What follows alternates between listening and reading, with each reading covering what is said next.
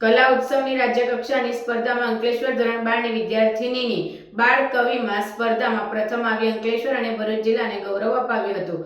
5 ઝોનમાંથી ટોપ 5 સ્પર્ધકોએ પોરબંદર ખાતે યોજાયેલી રાજ્યકક્ષાની સ્પર્ધામાં ભાગ લીધો હતો। આદર્શ સ્કૂલની સાનિયા પઠાણ રાજ્યમાં બાળ કવિ બનાવ સાથે રોકડ 5000નો પુરસ્કાર અને શિલ્ડ અને ટ્રોફી મેળવી હતી। અંકલેશ્વરની શ્રી ટી.એમ. શાહ એન્ડ એવીએમ વિદ્યા મંદિર અંકલેશ્વર આદર્શ સ્કૂલની ધોરણ 12માં અભ્યાસ કરતી વિદ્યાર્થિનીએ રાજ્યકક્ષાની સિદ્ધિ મેળવીને અંકલેશ્વરને ગૌરવ આપ્યું છે।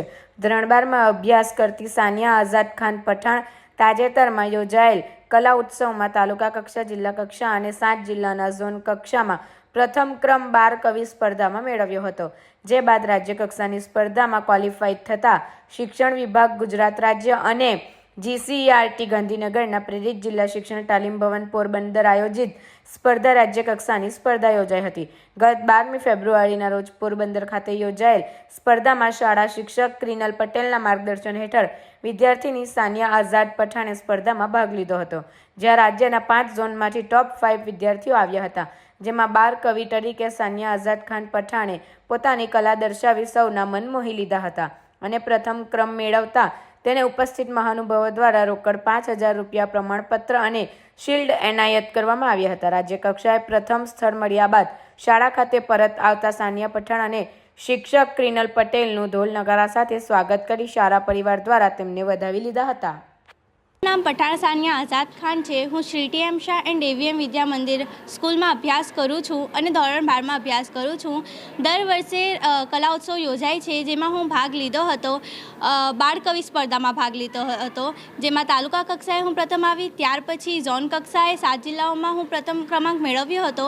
ત્યાર પછી 12 તારીખે રાજ્યકક્ષાની કલા ઉત્સવ યોજાઈ હતી, જેમાં હું 5 પ્રતિનિધિત્વ હતા, જેમાં હું પ્રથમ ક્રમાંક મેળવ્યો છે। તે માટે હું મારા માતા પિતા, દરેક શિક્ષકગણ અને મને માર્ગદર્શન આપનાર શિક્ષકોનો ખૂબ ખૂબ આભાર માનું છું। મારું નામ પટેલ કિનલ છે।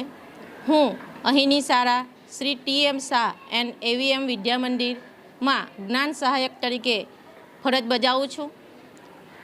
GCERT અંતર્ગત દર વર્ષે કલા ઉત્સવનું આયોજન કરવામાં આવે છે, જે થકી બાળકોમાં રહેલી સુસુપ્ત શક્તિ બહાર નીકળે, ખીલે એ માટેની ઘણી વિવિધ સ્પર્ધાઓનું આયોજન કરવામાં આવે છે। આ વર્ષે પણ કલા ઉત્સવનું આયોજન થયું હતું અને જેની થીમ હતી ગરવી ગુજરાત।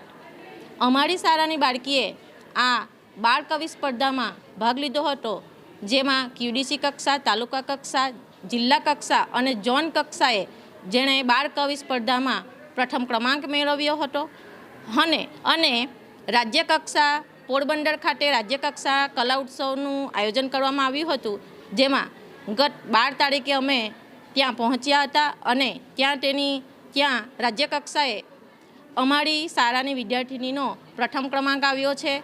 જેમાં દરેક જિલ્લાના, દરેક ઝોનના 5 પ્રતિસ્પર્ધીઓ હતા અને આ બાળકીને તે જ સમયે કાવ્યનો વિષય આપવામાં આવ્યો અને કાવ્યના વિષયની ઉપર વિચારીને બાળકો પોતપોતાના મૌલિક વિચારો રજૂ કરતા હતા। આ કાવ્યને તજજ્ઞશ્રીઓ દ્વારા ચકાસવામાં આવે છે અને ત્યાર પછી ક્રમાંક આપવામાં આવે છે।